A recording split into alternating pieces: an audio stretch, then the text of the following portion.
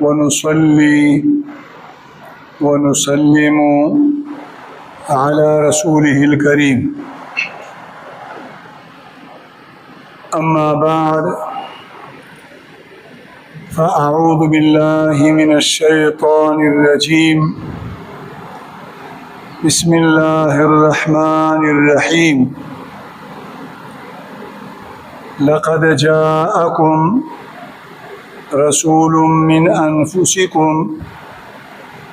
عزيز عليه ما عنتم حريص عليكم بالمؤمنين رؤوف رحيم. سبحان ربك رب العزة عما يصفون وسلام على المرسلين والحمد لله رب العالمين.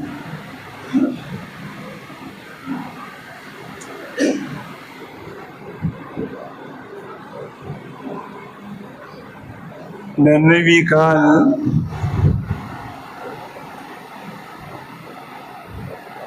ناکم اسلامی میاشت چې شروع ده، ندا د اسلامی کال دریمه میاشت ده.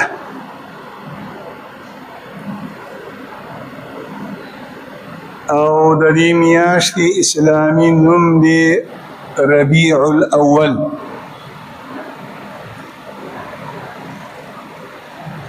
اول محرم،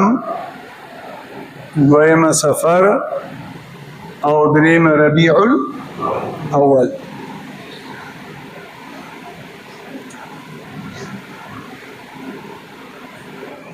دا هرې میاشتې خپل خپل خصوصیات، برکات او امتیازاتی الله جل مجلوه د ربیع الاول دی میاشتې ته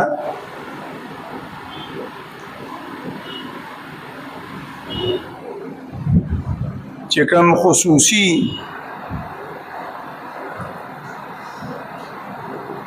امتیاز او عزت ورکړی دی، نه هغه دا دی چې دا د سردار دو جهان خاتم الانبیاء امام الرسل والانبیاء محمد رسول الله صلی الله علیه وسلم د ولادت میاشت ده.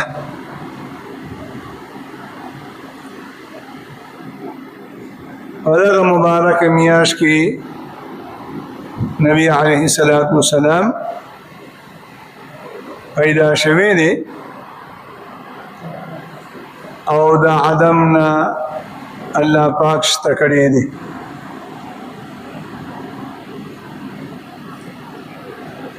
دا چې کوم اسلامی کال شروع دی نه دا دی 1447 نو سخ کالی د ربیع الاول د میاشتې هغه تاریخ چې کوم تاریخ د الله د پیغمبر د ولادت تاریخ دی، نو په دغه تاریخ به د نبی علیه الصلاة والسلام د ولادت 1500 سال پوره شي،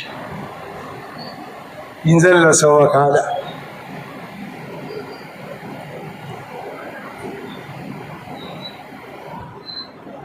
د نبی علیه الصلاة والسلام د والد صاحب نوم عبدالله او د نبی علیه الصلاة والسلام د والدی نوم آمینه. او د نبی علیه الصلاۃ والسلام د نیکه نوم دی عبد المطلب.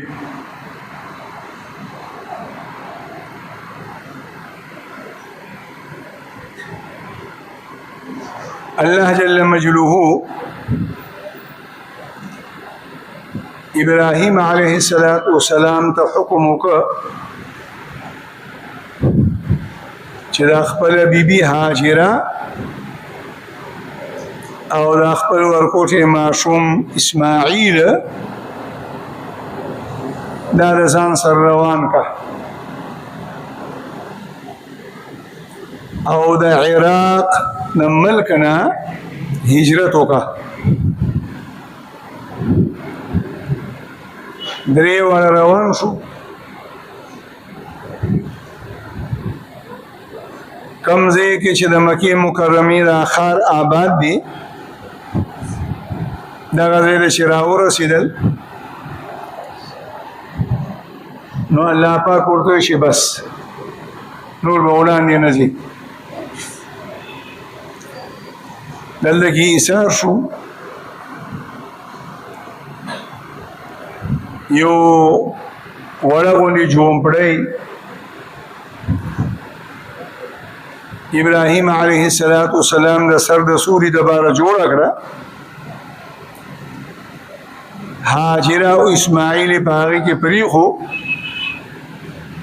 او خپله ترېنه واپس روان شو.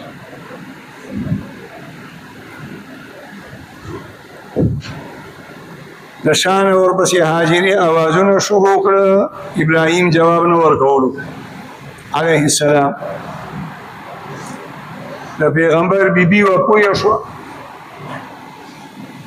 نو د شاته یې ورپسې آواز ورکړه چې موږ دې پرېښو او ته رانه واپس لاړې نو دا د الله حکم دی. ابراهیم علیه السلام سر وخوځولو چې او دا د الله حکم دی. نه هاجرې ورته ویل چې بس په مخه دې ښه دا کوم الله په حکم چې ته موږ پرېږدې دی هغه به زموږ حفاظت کوي. لاړو بے آب ہو گیا شر وطنو چې څه کومه خرچه مرچه وه هغه مو سره ختمه شوه.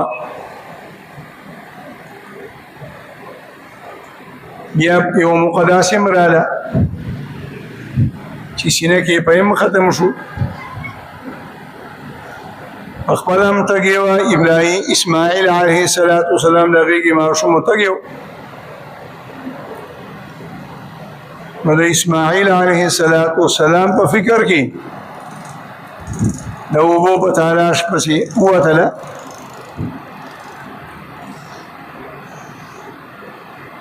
خانه کعبې ته مخامخ دو غرونه او غونډۍ وې. یو ښي اړخ ده د هغې نوم صفا و او بل ګس اړخ ده د هغې نوم مروه او منځ کې جوره وه. راله د صفا په غونډۍ ودرېده. اخوا دېخوا به یې کتل را کتل چې که چېرته لوګې په نظر راشي نو پته به ولګي چې دلته کې آبادي ده ور به شم. مایوسه به شوه. نو بیا به مروه ته راله. غرض دا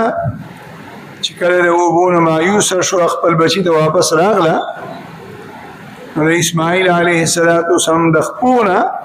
چینه روانه وه. نو د دغه وخت نه الله پاک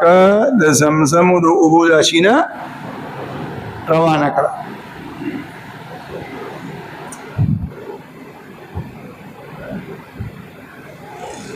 یمن دا د عربو ملک دی. په یمن کې قحط راغه. د یمن عربو د رزق په تلاش پسې مختلفو وطنونو ته هجرتونه شروع کړه.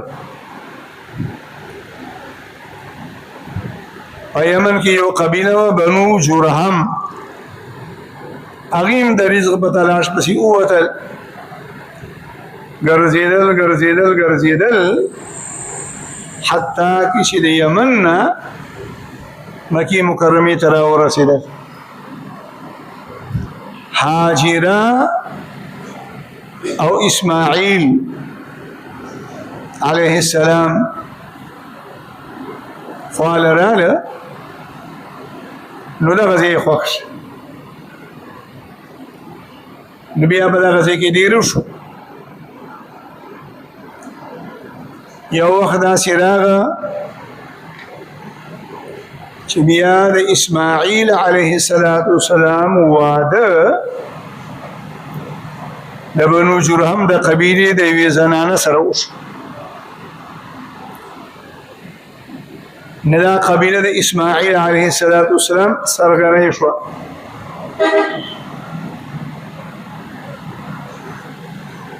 اسماعیل علیه السلام ته چې کله الله نبوت ورکولو، نو یمن، عمالقه او جرهم دی درې قسمه عربو ته الله پاک دې بطور پیغمبر راولېږلو.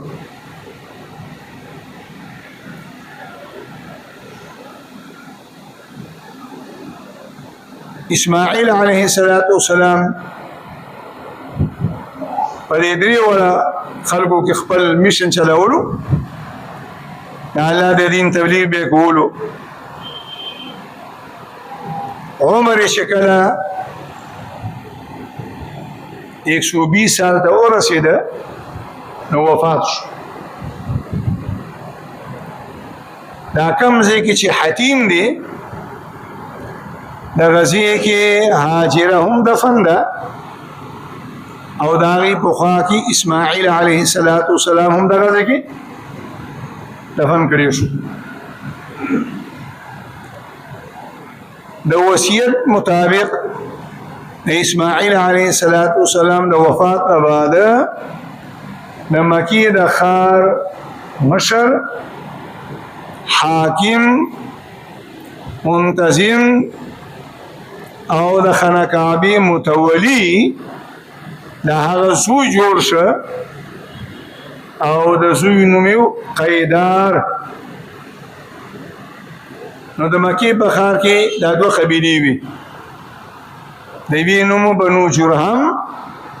او د بلې قبیلې نوم بنو اسماعیل. د اسماعیل علیه السلام د چې کوم نسل شروع شو.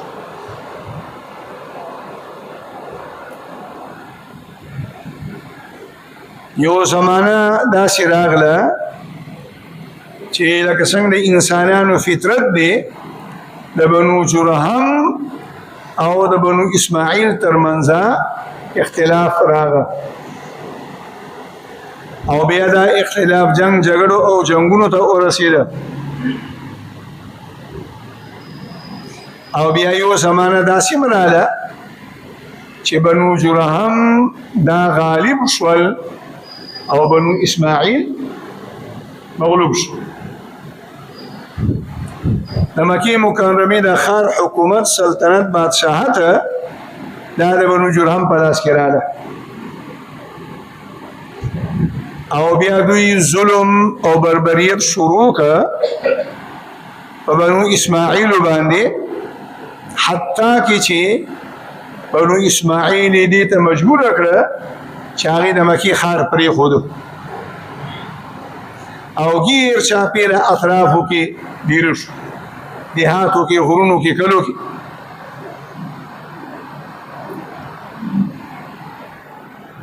د بنو جرهمو ظلم هم زیاتېدو، فسق و فجور هم زیاتېده، او د خانه کعبې بې حرمتي دا به هم زیاتېده. عربو سره د جهالت نه نور هر څه برداشت کول، لیکن د خانه کعبې بې حرمتي نه برداشت کول. نو دغه د اسماعیل علیه السلام په اولاد کې چې کوم عربو او د مکې مکرمې د ښار د ګیر شابېره قبایلو کې آبادو دا رایوځې شو او د بنو جرهم په خلاف وجنګېدله بنو جرهمو ته شکست ورکړه او بنو جرهم د قبیلې دې نتیجې ته ورسېده چې اوس زموږ قبضه د مکې په ښار باندې باقي نشي پاتې کېدی نو مکه یې پرېښوه لاړل د مکې مکرمې د ښار نه د وتو نه وړاندې مشوره یې وکړله او د کعبې چې کوم چیده بهتر څیزونه هغه ټول راغون کړل او د زمزمو د کوهي ته ور واچول او د زمزمو په دې کوهي باندې خاورې راواړولې او دا یې د ځمکې سره داسې هموار کو چې د هغې د اډو نام و نشان پته هم نه لګېد دی لاړل او بنو اسماعیل دوباره بیا په مزه د مکې ښار ته راتلل شروع شو او مکه مکرمه بیا په بنو اسماعیل باندې آباده شو نو دا سلسله څو صدۍ جاری وه حتی کې یو زمانه او یو دور داسې راغه چې د مکې مکرمې د ښار بادشاهت حکومت او مشري او د خانه کعبې تولی مشري متولیتوب دا د نبی علیه السلام نیکه عبدالمطلب ته حواله شي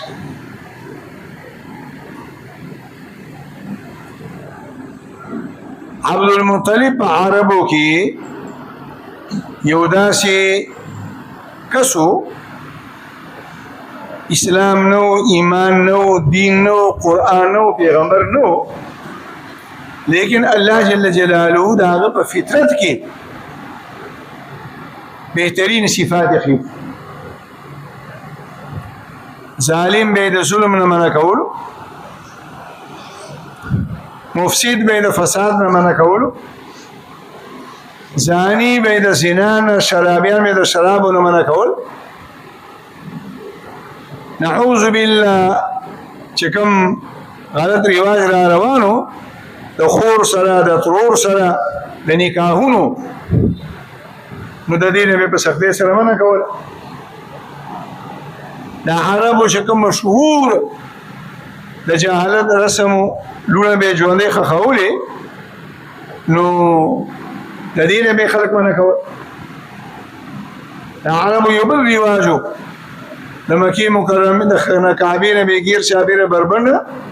طوافونه کول د هغې نه به منع کول دا صفات الله هغه له ورکړي او دا صفات ولې الله څخه ورکړي چې د په نسل کې محمد رسول الله صلی الله علیه وسلم راتلواله نو یو ورځ دې په حتیم کې ودرې او خوب یې ولیده خوب کې ورته یو سړی راغی او ورته وایي احفر برته دا بره دا وکنه نو ده ورته به جواب کې وما برتو بره څه ته وایي په مطلب یې نه پوهېده سړی یې لاړو په دویمه شپه بیا خوب ولیده احفر المزنونه دی ورته به جواب کې وایي وما المزنونه سړی یې لاړه په درېیمه ورځ بیا خوب ولیده او خوب کې ورته هغه کس راغه احفر طیبه دا طیبه وکنه قال وما طیبه سړی یې لاړو په څلورمه ورځ یا ورته خوب کې راغه احفر زمزمه دا زمزم وکنه قال وما زمزم قال لا تنزف أبدا ولا تضم وتسقي الحجيج الأعظم دا یو داسې چینه ده چې نه یې اوبه ختمیږي او نه یې اوبه کمیږي او لکونه زرګونه حاجیان سیراب کوي او هغه کس ورته په خوب کې د زمزم د کوهي نشانې وښودلې زه یې ورته وښودلو اول ورته وایي احفر بره د زمزم د کوهي یو نوم دی او د بره معنی کشاده وسیع او احفر المزنونه مسنونه دا هم د زمزم د کوهي نوم دی قابل بخل دا شی چې د انسان په فطرت کې دا شی پروت دی چې د زمزم په دی اوبو کې څه کوي بخل کوي چې کمی نشي ختم نشي او احفر طیبه منا پاک او دا چینه پاک چینه عبد المطلب چې د خوب را پاسېده د عربو د مکی قبایل مشران را جمع کړه وایي زه خو د زمزم او د کوهي کنم هېڅ شی موافقه او ملګرتیا ونه کړله نو یو زوی او د هغه زوی نوم حارث هغه د ځان سره وداري راواغشته او زاري راواغشته کمې نښې ورته په خوب کې ښودلی شوې وې د هغه نښو په رڼا کې راغه د زمزمو د کوهي دې ځای ته عبدالمطلب به کوهي ته نستلو او حارث به خاورې وړي 3 ورځې مسلسل لګیا و په 3 ورځ باندې د زمزمو د کوهي د غاړې تیږې راښکاره شوې او څنګه چې په نظر پرېوتو نو چغه یې کړه الله اکبر او هذه طوا اسماعیل او دا یو چې دا د اسماعیل علیه السلام هغه کوهی دی چې د هغې نښه راښکاره شوه بیا یې را برسېره کړه اوبه را شروع شوې غیر چاپېره واړه حوضونه جوړ کړل او بیا به د مکې خلکو هغه اوبه څښلې استعمالولې دي مفسدین شراریان هر زمانه کې هر ډول کې وي الله دې زموږ ستاسو په حق باندې رحم وکړي بعضې انسان فطرت کې الله دا شي ایښي مثال یې لرلي هسې بې وخت نه تېرېږي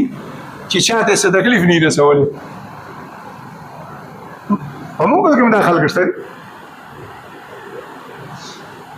بس دا په فطرت کې پرته دی نه په خوراک وله تسلي ورځي نه به وله څښاک تسلي ورځي نه وله په ښه جامو تسلي ورځي خو چې څه ناسې طریقې سره چا ته تکلیف ورسوي په سړی مطمئن شي دا یو فطرت نه الله دې د داسې خوی نه زموږ ستاسو حفاظت وکړي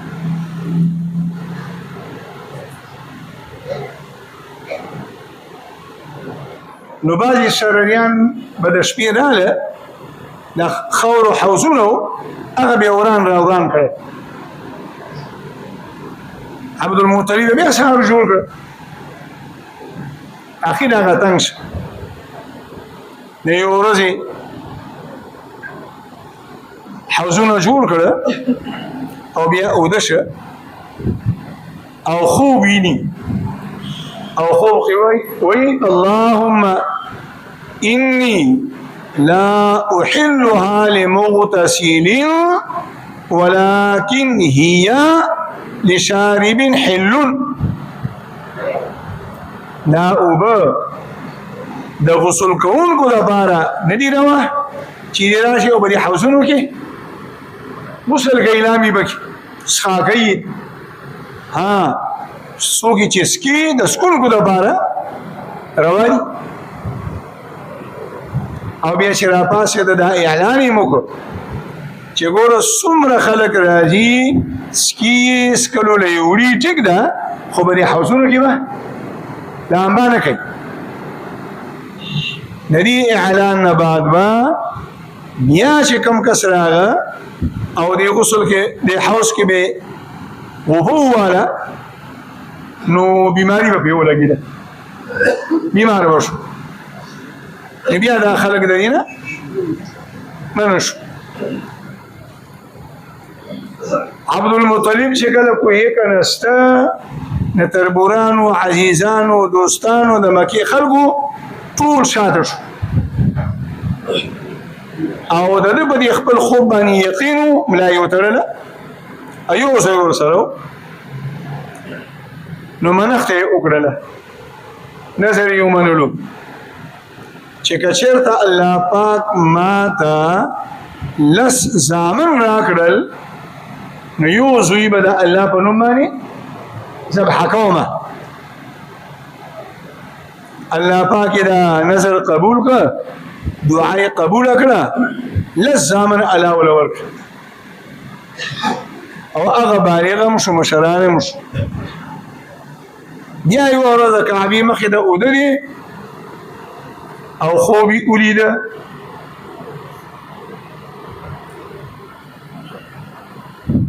خوب کې ورته یو کس وایي اوفي بنظرك لرب هذا البيت کم نظر دې چې منلی و د هغه نظر دی د دې بیت د کعبې د رب په نامه باندې وکړه چې راپاڅېده ټول بچي راجمع کړه لس واړه ټول زامن تیار شو اوفي نظرك وافعل ما شئت لاره نظر دې منلی دی پوره شوی دی نظر دې پوره کا او زموږ د طرفه درته اجازت دی چې څه کېږي په کوم زوی باندې لاس ږدي څوک به په شا کېږي نه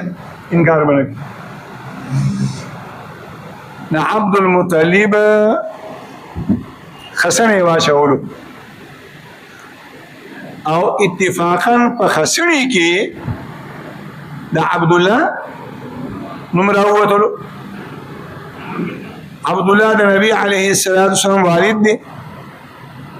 او په تمامو زامنو کې عبدالمطلب ته د ټولو نه زیات ګران و بس پلار هم تیار شو زوی هم تیار شو چاره هم راواغشته پړي هم راواغشتل او قربانګاه ته روان هم شو د عبدالله خویندې د خپل پلار ته وایي پلاره لس اوښان راواله هغه ذبح کړه د دې زوی په عوض عبدالمطلب به ته ښه ده خو انتخاب په خسنې کو یو طرف ته لس اوښان کړه او بل طرف ته عبدالله او دا لس ځکه مقرر کړه چې په هغه زمانه کې به یو سړی چې چا ووژلو نو د هغه خونبها او دیت په هغه زمانه کې لس اوښان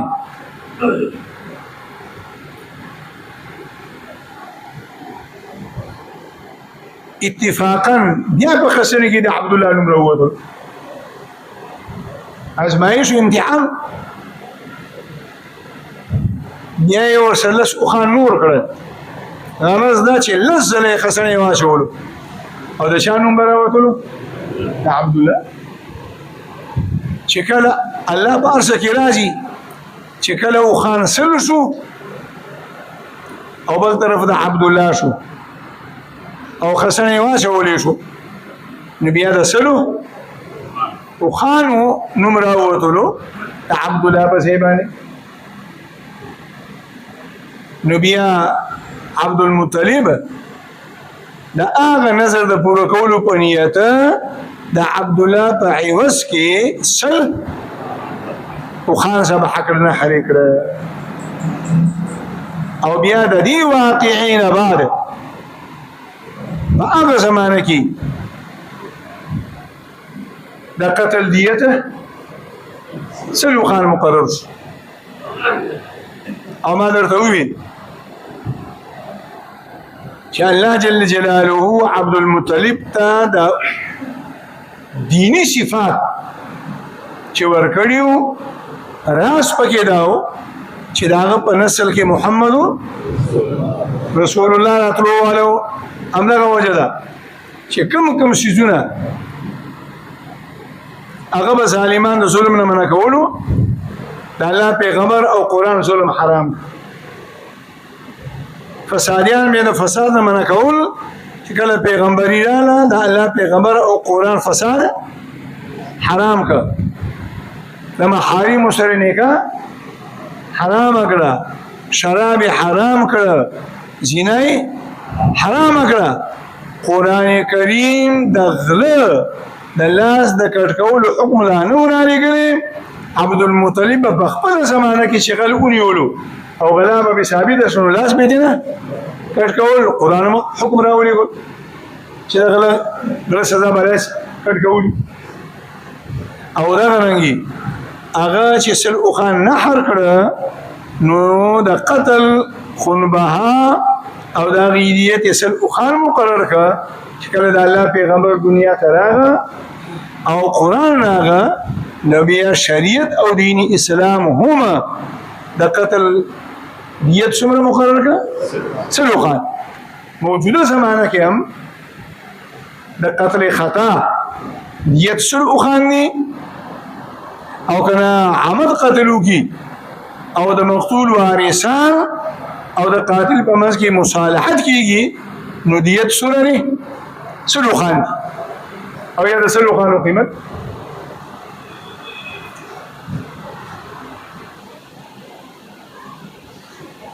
نغرس دا چې عبد المطلب منخته پوره کړه نظر پوره کړه د دې واقعین ورستو بیا عبد الله د مکی مکرمه په خار کې مشهور شه د ذبیح په لقب سره خلق ورته شوی ذبیح معنی حلال کړی شوی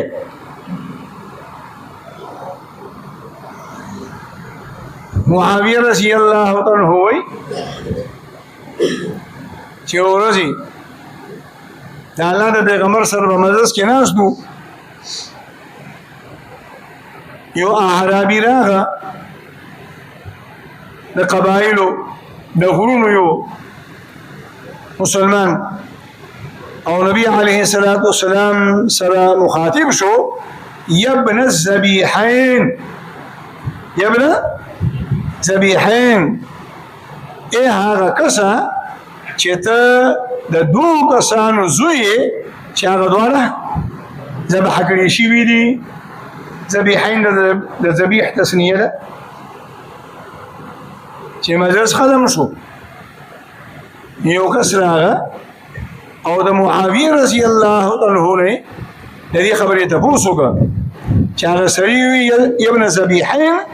او د الله پیغمبر چې دا خبره واورېده مسکی شو په خندا شو نو دې کې څه راز دي نو معاویه رضی الله عنه ته دا قصه بیان کړه چې د الله د پیغمبر لا عبد الله حکما د الله په نوم باندې د الله د رضا د بار داسې دي لکه حلال کړي شوی دا غلط قبو ذبیحه او ټول پیغمبران د بنو اسرائیلو د اسحاق علیه السلام په نسل کې راغلي دي او نبی علیه السلام ده اسماعیل علیه السلام په نسل کې دي او اسماعیل هم ذبیح الله دي د الله پیغمبر د اسماعیل په اولاد کې هم نه او د عبد الله زوی هم نه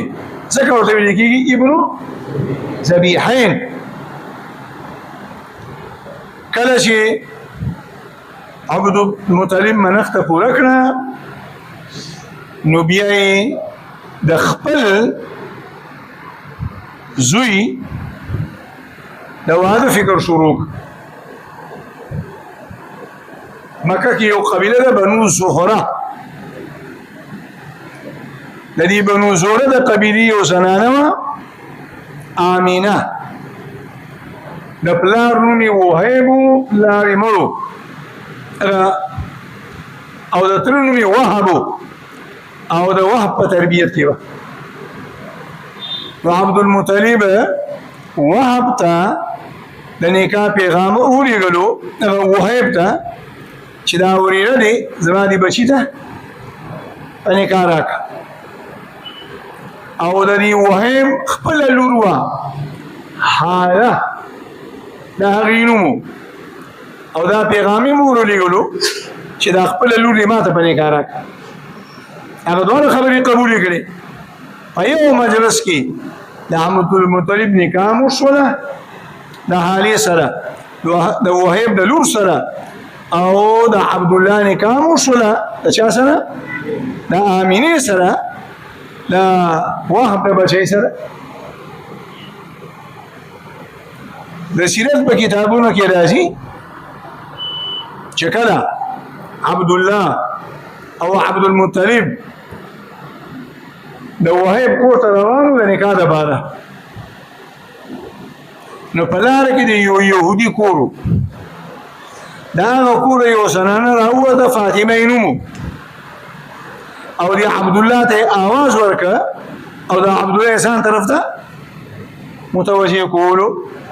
نعوذ بالله عبدالله دا خیال وکړو چې کلمات یې بدکارۍ طرف ته رابري نه هغه د عربۍ په ژبه کې ورته اشعارو کې وایي چې مرګ راته آسان دی لیکن د دې کومې خبرې ته تمه زمانه ساتي دا نشي کېدی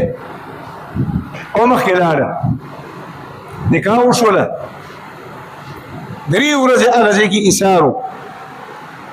3 ورځې بس بیا را روان هغه زنانه بیا په لاره کې ولاړه ده تبوس لګوي چېرته تللي وایي نو عبدالله دا ټوله قصه ورته بیان کړه چې نکاح له تللي واده مې وشو د آمینې سره مې نکاح وشوه او 3 ورځې مې هلته کې تېرې کړې هغه یهودیه زنانه ورته وایي 3 ورځې وړاندې چې ما په تا آواز کړی و نعوذ بالله څه غلط نیت مې نه و ستا په دې تندي کې ما ته د نبوت رڼا ښکاره کېده او ما په تورات او په انجیل کې لوستلي دي نو زما دا تمنا وه چې زما نکاح ستا سره وشي او دغه د نبوت دا رڼا دا زما خېټې ته منتقل شي او زما په نسل کې راشي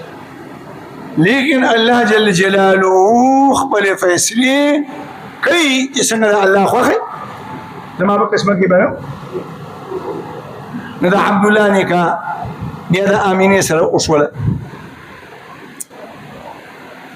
نبی علیه السلام پیدا شروع څه قصه راځي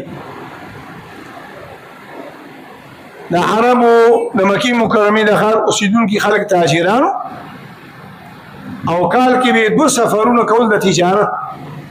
یو شام ته او بل یمن ته قرآن هغه دواړه رانقل کړي دي نو د تجارت په غرض باندې عبدالله د عربو په یو تجارتي قافله کې شام ته روان شو او دغه قافله چې مدینې منورې ته ورسېدله نو په مدینه منوره کې دې ناجوړه شه یو میاشت ناجوړه قافله مخکې لاړه او دې بیا هغه ځای کې منم شو او د مدینې خلکو خخم قافله چې کله واپس مکې ته راورسېدله عبدالمطلب ته تپوس کې زما به زوی زه شو نو خلکو دا ټوله واقعه بیان کړه ټول خاندان یې راجمع کړ خپل خپلوان قام قبیله تعزیتونه هم شروع شو د خفګان اظهار هم وشولو او بیا خپل زوی حارث د مکې مکرمې نه مدینې طیبې ته ولېږلو مدینې طیبې ته چې ورسېده د مدینه خلکو ورته دا ټول واقعه بیان. صحیح قول نادي چې د عبد الله د وفات په وخت کې د عبد الله عمر اتلس کالو چې کوم کې وفات کړه اتلس کالو په عمر کې وفات شو. الله جل جلاله دې هغه خبر باندې ماته او تاسو ټول ته د عمل توفیق را نصیب کی او د نبی علیه الصلاۃ والسلام د سیرت رڼا کې دې الله موږ تاسو ته جون تیرول آسان کی.